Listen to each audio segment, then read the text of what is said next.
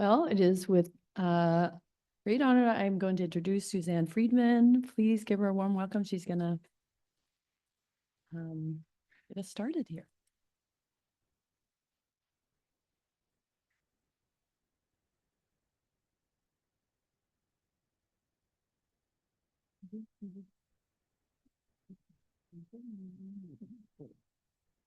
Well, a joy of mine is to be here this morning and to speak to everybody about forgiveness. I am going to share my screen.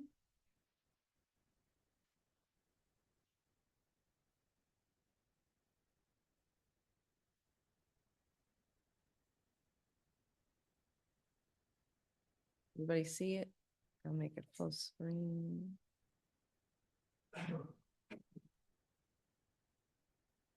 Oops.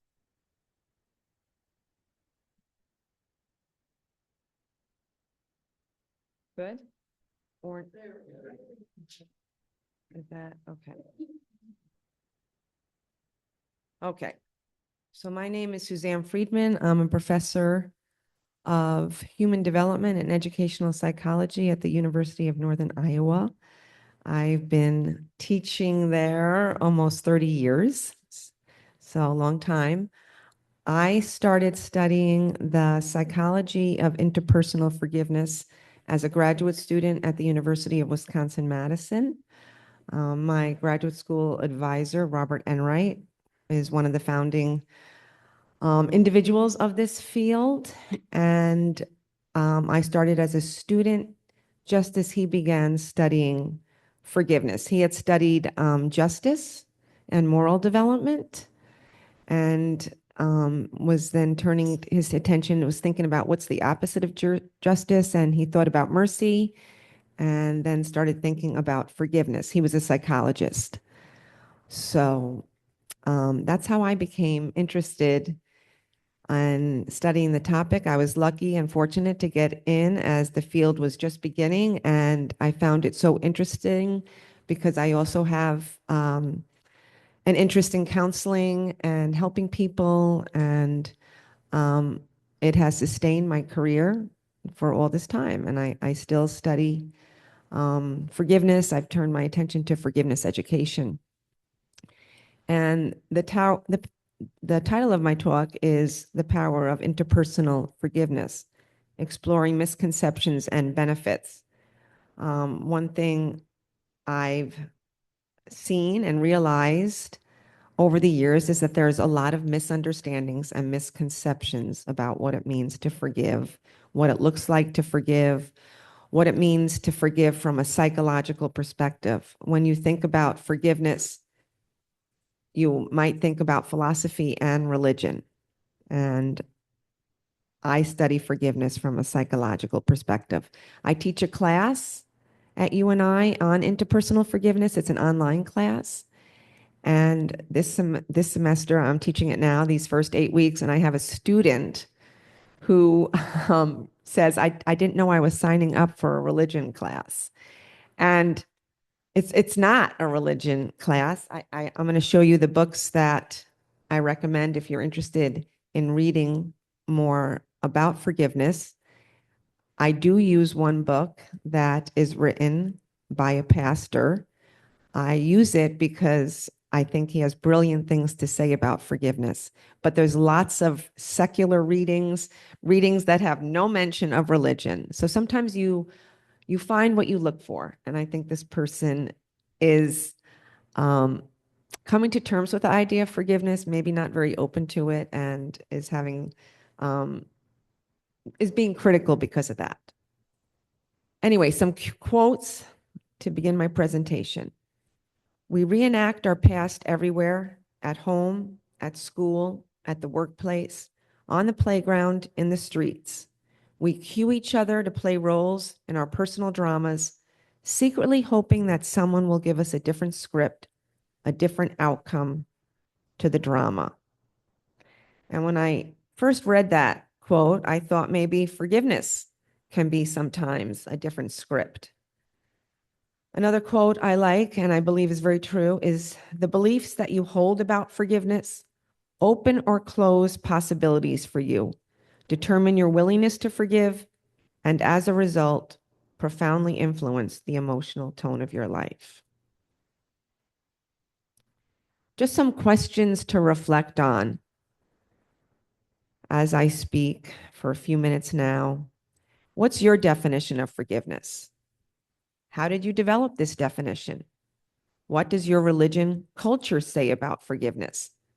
How does this influence you? How do you usually solve interpersonal conflicts? How do you deal with deep hurt? Just take a minute.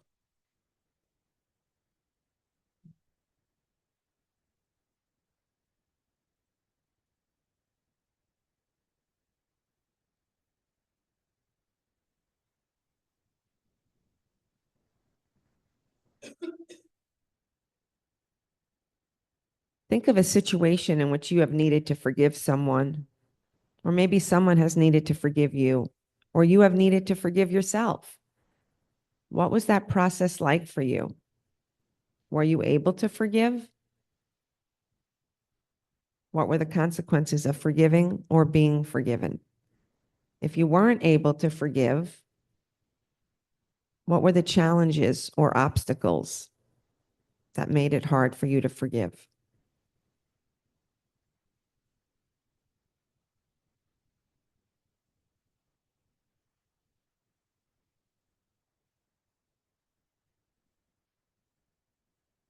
And maybe we could talk about some of these questions during the community conversation.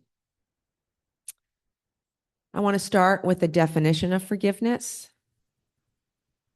When unjustly hurt by another, we forgive when we overcome the resentment toward the offender, not by denying our right to the resentment, but instead by trying to offer the offender compassion, benevolence, sometimes love, not always. As we give these, we as forgivers realize that the offender does not necessarily have a right to such gifts, but we give it anyway. We give them anyway. So before I examine this definition more closely, I just want to say that I'm talking about forgiveness in the context of deep, personal, and unfair hurt. So not something minor, not please forgive me for being 5 minutes late, not please forgive me for stepping on your toe. I would say maybe please excuse me in those situations. So when I'm talking today, I'm talking about deeper hurts. In this definition, there are two things that I think are really critical. We don't deny our right to feel resentment or to feel anger when someone hurts us deeply. Oftentimes, forgiveness is criticized because people do not recognize the role of anger in the process. And they think that when we forgive, we skip over that step, or we say that people don't have a right to feel angry. I don't have time to get into our model of forgiveness today. We developed a 4-phase, 20-unit model when I was a graduate student, and we were working on understanding forgiveness from a psychological perspective. The second step is working through anger. The first phase is really admitting that one was hurt, recognizing one's feelings related to being hurt, because we're a society that really sometimes represses or pushes down our feelings of being hurt. It's hard to admit and be vulnerable that we feel hurt and angry. But before we can forgive, we do have to admit those things. The other important aspect is that the offender, because of their hurtful actions, they don't have a right to our compassion, our goodwill, our mercy. They have not treated us kindly, but we give it anyway. So we are showing mercy when someone has not treated us well. An easier definition is forgiveness is the overcoming of negative thoughts, feelings, and behaviors directed at an offender, and perhaps over time, gradually developing more positive thoughts, feelings, and behaviors towards the offender. Now, forgiveness is more than this. But when we think of forgiveness, one of the first things we may think of is this decrease in negative thoughts, feelings, and behaviors towards the person who hurt us. And maybe over time, slowly developing more positive thoughts, feelings, and behaviors. Some questions that are debated in the literature of forgiveness. Can forgiveness only be the absence of negative, or does it need to include the presence of positive thoughts, feelings, and actions? How is forgiveness different than excusing or condoning the unjust action? Because forgiveness is often criticized because people think it means to excuse or condone. Can someone forgive without forgetting? You've heard of the popular phrase, forgive and forget. That causes a lot of problems for people, and we'll get to that. Is there any act beyond the scope of forgiveness? When my students are talking about forgiveness in their online discussion posts, they often say, well, I could forgive this, but I would never forgive that, or I'll forgive if something was done to me, but if you hurt my family, I'm not going to be able to forgive. So sometimes we put qualifications on acts that we think we might not be able to forgive. And it's really hard to know how someone will act in a situation until you're in that situation. So moral reasoning may be different than moral behavior. The way we reason or think how we will act about a situation could really differ than what we do when we're in that situation. Does authentic forgiveness necessarily involve reconciliation with the offender? And we'll talk about that in a little bit too.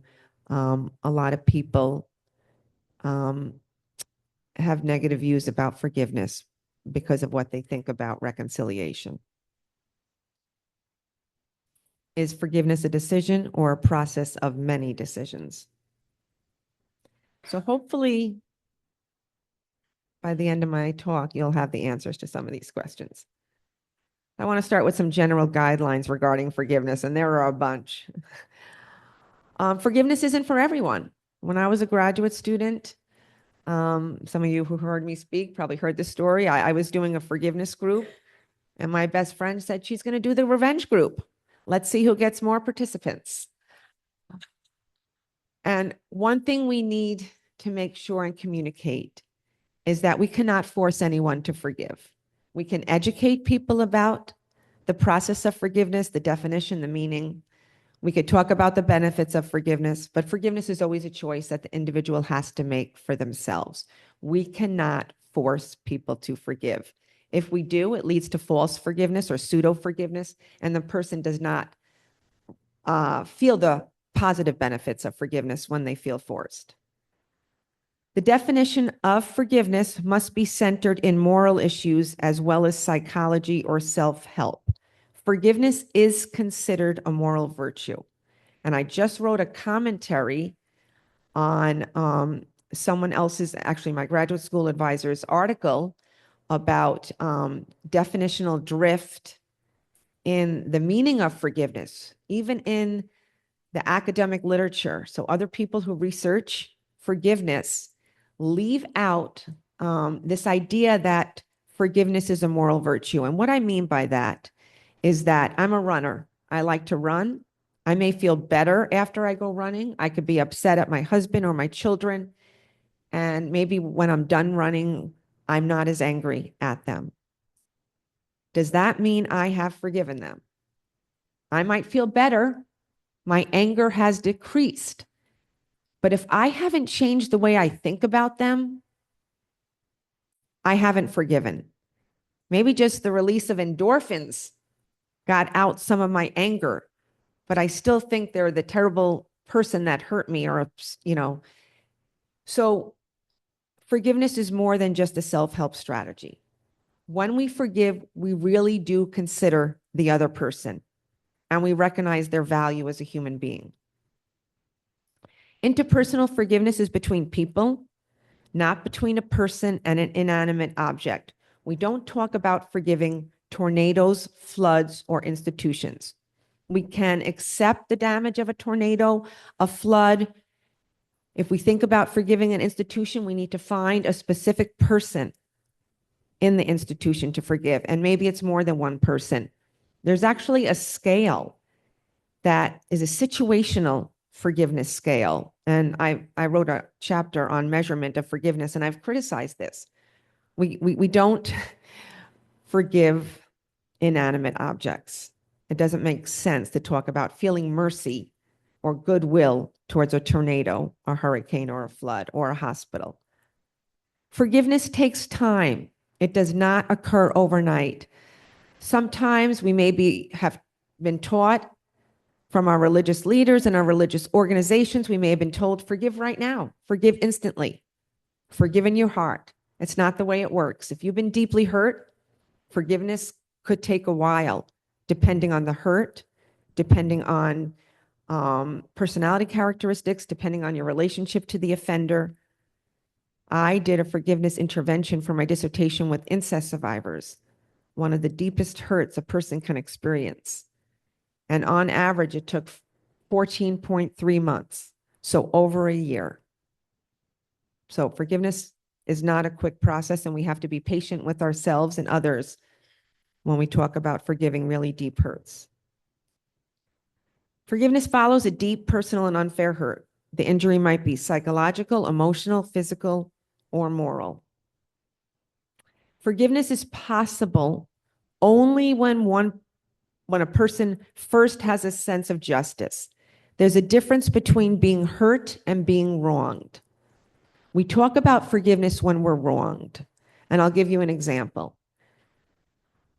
My youngest daughter, she just turned 18. And this last year, her best friend got a boyfriend. And she was feeling lonely because her best friend was spending more time with her boyfriend and did not have as much time for her. And she was missing her friend. But she understood that her friend was doing nothing wrong. She felt hurt. She missed spending time with her friend, but also recognized that her friend didn't do anything wrong. It was just a natural thing that happens when someone gets a boyfriend or a girlfriend or maybe another friend and they have less time. So we need to remember that every situation when you feel hurt might not require forgiveness. If you want to think about if you need to forgive, were you wronged? Usually there's an initial reaction by the injured person toward the injurer. The hurt is experienced as profound, followed by shock, disbelief, anger, or even hatred. As I said before, anger is a very important part of the process.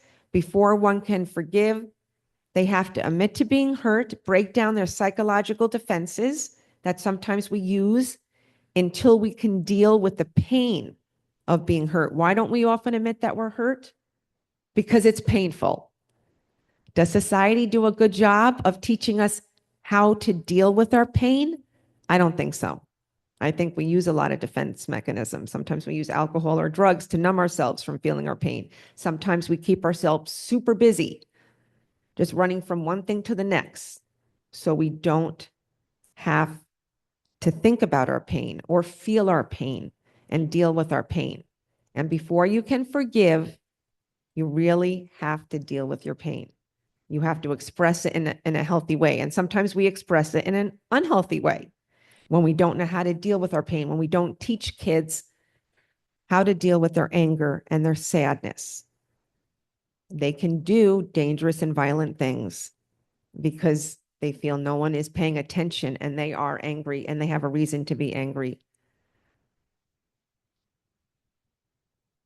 When one begins the forgiveness process, they may not feel like forgiving.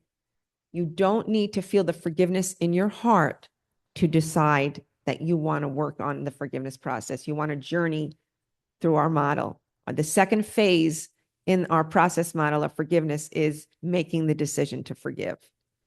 So you can make the decision to forgive with the knowledge that the beginning steps in the process will facilitate feelings, thoughts, and behaviors that promote an attitude of forgiveness, even if you don't feel it right then. In order to forgive, we probably need to feel an inner push to forgive. We probably won't do much forgiving unless something inside of us makes us want to do it. Sometimes it's encouragement by others. Sometimes it's the realization that the way we're coping is no longer working. Anger at first feels righteous. It feels powerful. You're justified in your anger. They hurt you. You have a right to be angry. I don't know about you, but if we hold on to our anger too long, it's tiring. It's draining. It's taking a toll on our other relationships. We can't do our job as well because we're constantly feeling or thinking about our anger and we're stressed. So that might be the decision. Hey, I got to do something. I got to figure out how to let go of this anger. One does not need to be religious to be able to forgive, contrary to what my student thinks. Religion can help you in your forgiveness journey, and my students do talk about that. So it can definitely help one. It can be a motivator, but you don't need to have religion in your life to be able to forgive. We can forgive for the pain that wounds us personally. Only the way that we were hurt. Hurt my daughter, I will be hurt. I cannot forgive on her behalf. I can forgive for the way I was hurt when she was hurt, but only she can forgive for the way she was hurt. One of the first signs that forgiveness is occurring is that we no longer seek retaliation. Maybe we no longer fantasize revenge. It's very normal to do that. We surrender our right to get even. We give up vengeance, but we don't give up justice. Vengeance is personal satisfaction, and justice is moral accounting. Forgiveness is also criticized because people think that if we forgive personally, it means that justice can't occur. And that is not the case.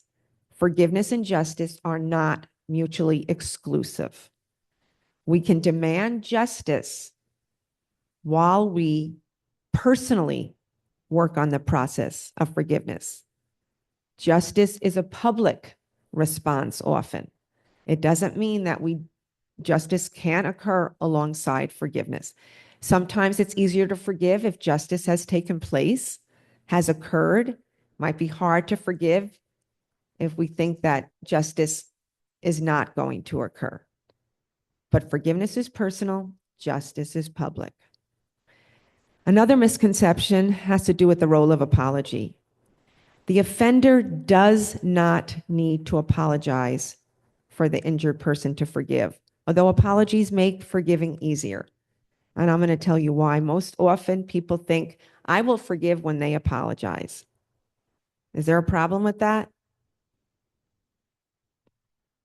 We are putting our healing and our ability to forgive in the hands of the person who hurt us.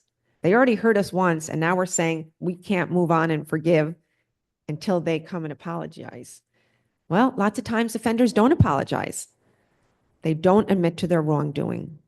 And we're waiting and waiting and waiting, and it never comes. So yes, apologies make forgiveness easier, but they're not necessary. One can forgive without the offender even knowing about it. We don't always have to tell the offender. We might not be in relationship with that person anymore. We may want to end the relationship. We can work at forgiveness from a safe distance. The offender doesn't need to have intended the wrong. It did not have to be done on purpose. Intent is not necessary to forgive. Lots of times, unintentional acts lead to an injury.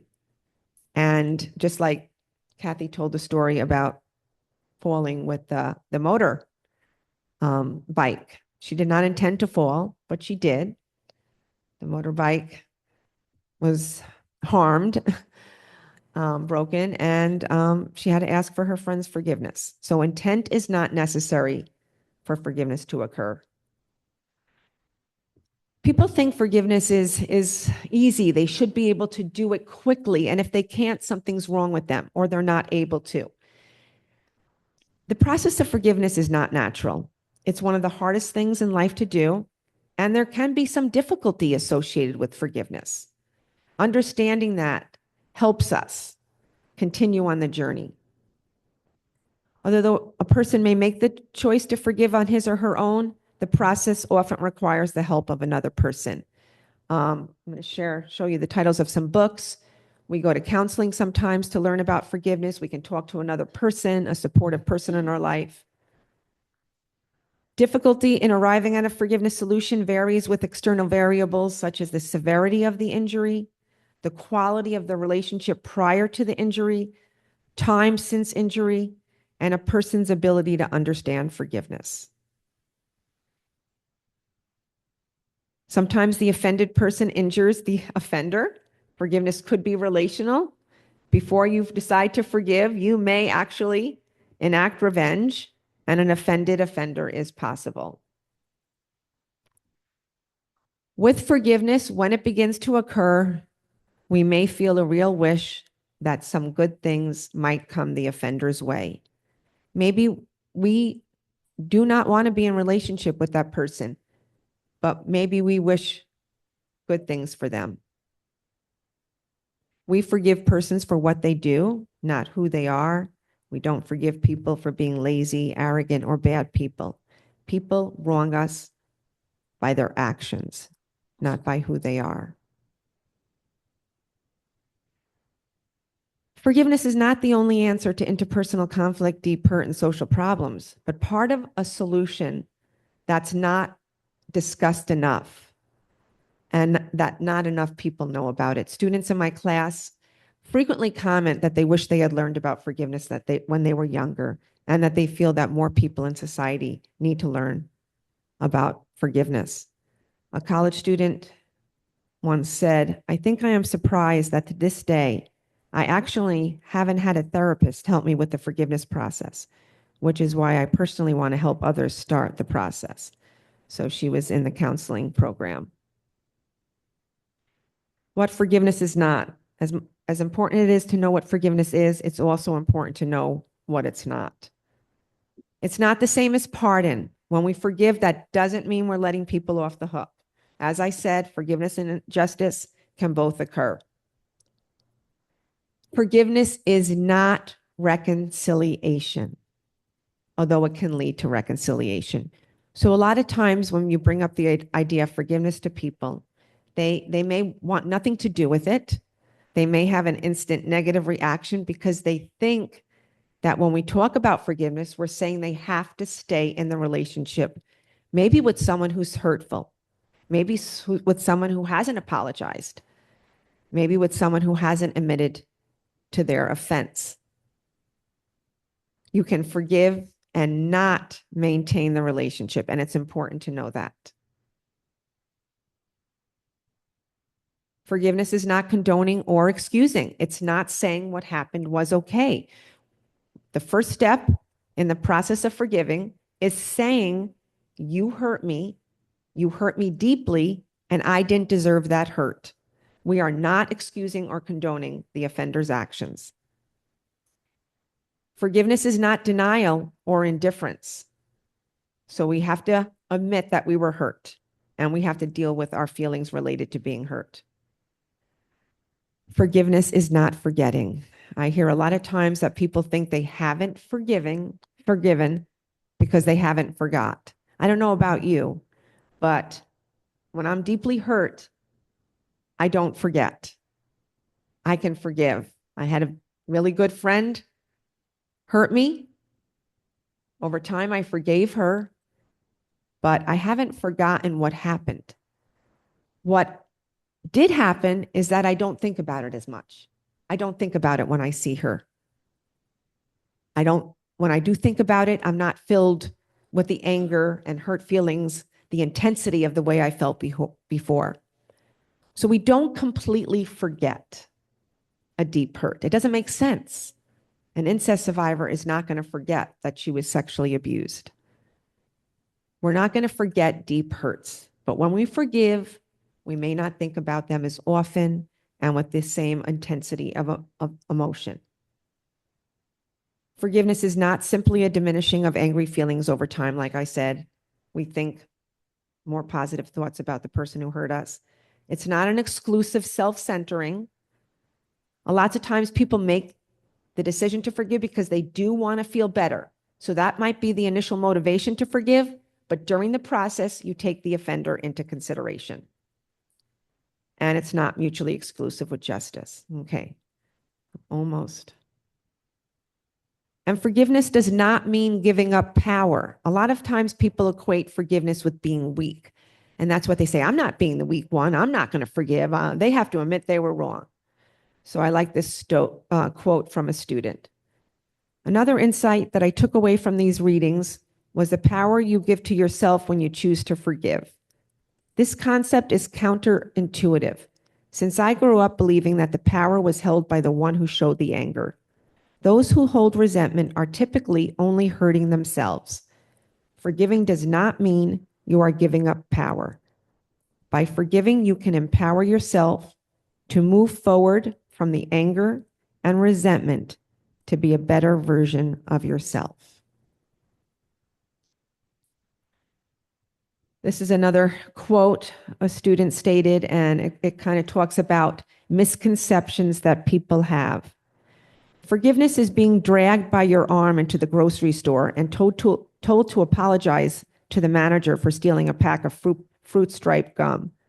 Forgiveness is feeling like you have to reply, "It's okay," after someone pushes you down and mutters sorry in your direction. Forgiveness is blocking out the memory of a fist punching a hole in the wall after you asked for help with the kids. Forgiveness is actually none of these scenarios, but that's what I had understood it to be. Apologies, reluctant acceptance, and amnesia. We are taught to say we're sorry, whether we feel remorse or not. We are expected to accept apologies because otherwise we are seen as stubborn and petty.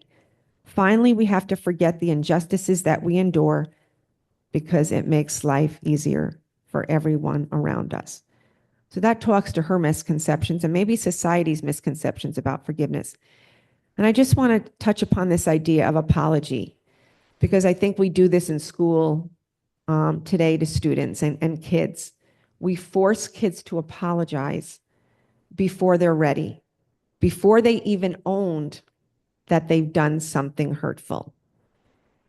So we make the offender apologize for maybe taking someone's truck, for hurting someone, and then we make the victim, the child who was hurt, say, "I forgive you," before they've really had a time to deal with their hurt feelings. So a better way to approach the situation is for an offender, for a child who's done something hurtful, to reflect on it. Write a few paragraphs. What did you do wrong? Why was it hurtful?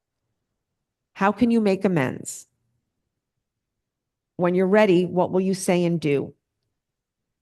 And then when they're ready, have that child make amends and apologize. And the child who is hurt doesn't have to say, "I forgive you," right away. They should be given permission to say, "Thank you. I appreciate your apology. I am working on the process. I'm just not there yet. I'll get there." Okay, my friend once said this. Her daughter said something hurtful and her daughter apologized, but she was still smarting from the hurt of what her daughter said. But she said she felt like she had to say she was sorry right then. And it wasn't authentic. She still felt hurt.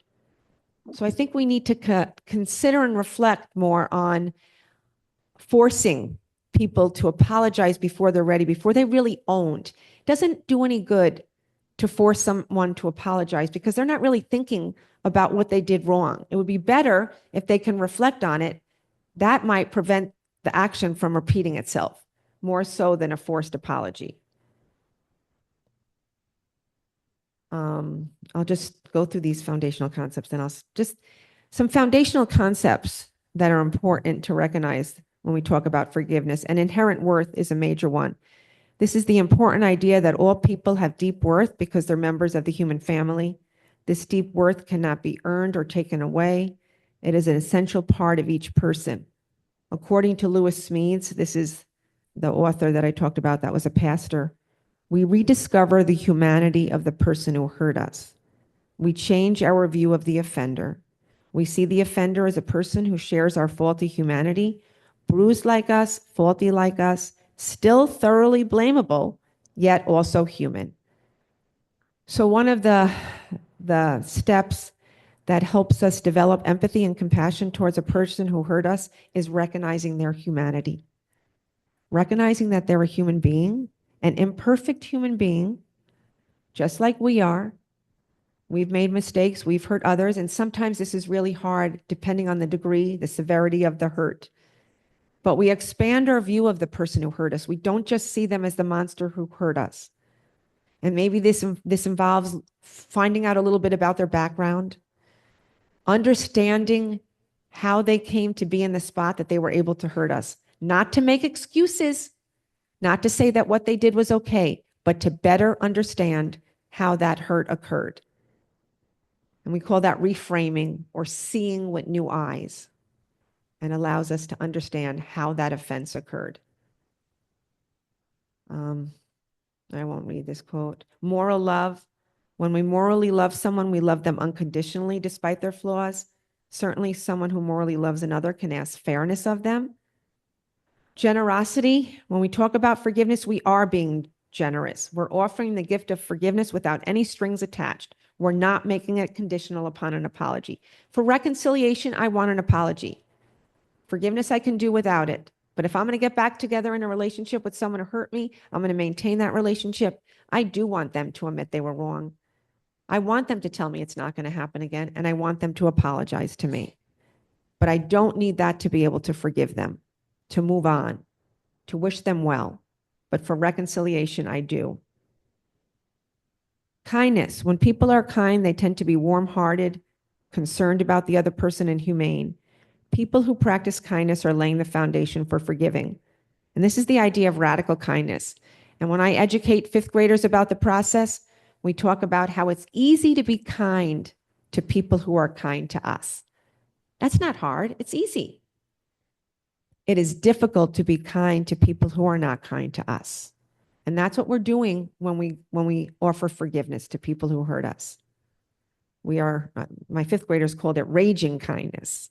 We can talk about radical kindness or raging kindness, but forgiveness also involves respect. When someone shows respect, they regard the other person highly.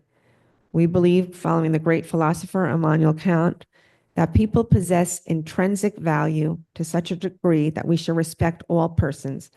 And we respect not because what people do, not because of their actions, but because of who they are as a human being. And this is hard, depending on some hurts that people have done, to talk about respecting them as an individual.